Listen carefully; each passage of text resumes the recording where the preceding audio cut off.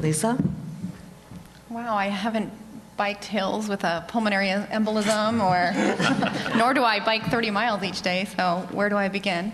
Well, hello everyone, my name is Lisa Boyd, and I'm going to tell you my story and then hopefully capture this opportunity by sharing my own advice for you, as some of you as fellow survivors or people who are staring this challenge down as we speak, and then look forward to talking with all of you hopefully later where we can learn from each other and share our stories. So 18 months ago, I gave birth to my second child, and I think it's important to note that both of my pregnancies had been healthy, successful pregnancies, and there were no signs of trouble through either of them. A few days after giving birth to my child, I returned home, and seemingly out of nowhere, I began having left hip pain. Not in my calf, not in my thigh, right in my pelvis. And I called my OB clinic, the nurse line, and I reported my concerns, and they said to me, well, it's probably just pain from delivery, ice it, ibuprofen, just rest a little bit, take it easy. So I did.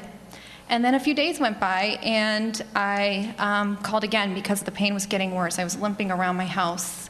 And I received the exact same advice again, yet I was told this time that give it another week or two, and if the pain continued, I would be referred to physical therapy to help me recover from the pain of the delivery. So I accepted that at that time. Then the pain continued to get worse, and at this point, my inner voice was telling me something wasn't right, but I had no idea of knowing what wasn't right because I had never heard that I was in a very well-known risk group for blood clots. I knew nothing about blood clots, actually. So I called my family practice doctor trying to listen to that inner voice, and I thought the answer was to get another opinion, so I tried and was told the same thing. Take it easy, rest, pain from delivery. Now I'm nearly 2 weeks postpartum at this point, and I'm in excruciating pain, and I took a shower. And as I got out of the shower, my husband looked at my leg and advised me to do the same. So I looked down, and it was huge. It was swollen incredibly from my toes all the way up to my hip, and it was red and blotchy. And this was a critical moment. Because of my own lack of awareness and understanding of this topic we're all discussing today, I said to my husband, I think I said, damn it, they're going to see me tomorrow. I'm tired of this crap. I think is what I said. I was in pain at that point. I wasn't very friendly. So, and he said, no, you're going to get help tonight. And I'm like, our dog, we have at the time a 3-year-old daughter. Our daughter's in bed sleeping. I have a newborn baby. I'm tired. What are we going to do? You know, rack up these kids and take them to the emergency room? No, I'll go tomorrow. And he really pushed back, and he didn't know why either. He didn't know much about blood clots, but he pushed, and he said, go tonight. So a friend came over to watch my 3-year-old. We packed up my 2-year-old son, who needed to be with me because I was nursing at the time, and we went to the emergency room. And then I was admitted to the hospital, and I was told that I had a 12-inch blood clot that ran from my mid-thigh upward toward my lungs.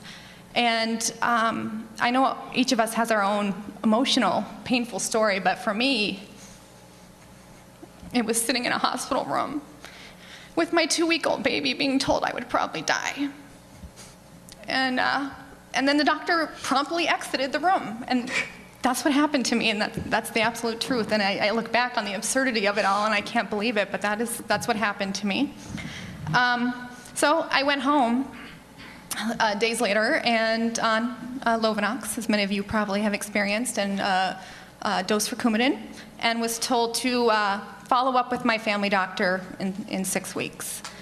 In addition to medication monitoring, but just to see a doctor in about 6 weeks. And so I did, thank you. I did that, and I was told at the time that when I met with this general practice doctor that these happen, that the worst is over. In a year I'll look back at this and even maybe find humor in it because the worst will be over, and it will be a blip on the radar 10 years down the road for me. Take my Coumadin for 6 months and you'll be fine. Fortunately, I, at that point, was really starting to get a sense of, well, when something doesn't sound right or sounds too simple, question it.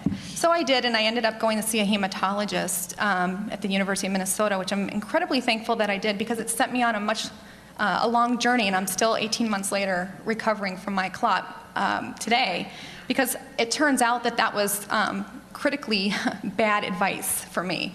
I have a condition called May-Thurner syndrome.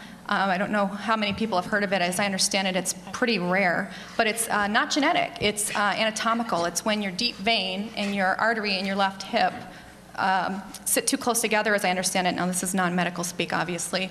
And the vein wall hardens over time and impedes blood flow. So you throw a pregnancy on top of that, and there's your trigger. Had I not pushed and continued to seek counsel and advice and get very, very, very involved in my own health care and understanding it and being, frankly, a decision maker in the process, I might have taken that advice, and I may have walked away, again, a walking, ticking time bomb. So. Thank you, Lisa. Carl?